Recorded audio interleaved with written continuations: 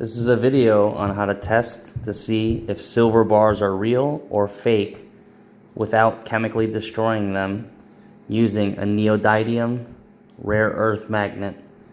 I suspect that this bar all the way on the right is a fake. It's just silver plated. I know for a fact that this prospector bar and this OPM metals bars are for real.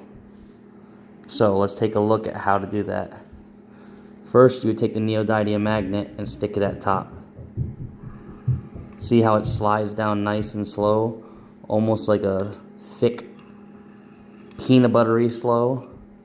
Let's go over to the prospector bar as well. Nice and slow. Nice and slow. Now, let's go to this suspected fake bar. Wow, look. Look at how quickly it slides down. Almost instantly it slides down.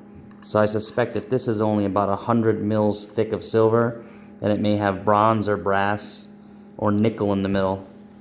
Let's go back and see for comparison again. Look at how slow that is. From top to bottom, it's almost a full 2 seconds. Takes less than a second for it to slide down on the fake bar. And that's how you test silver without destroying it.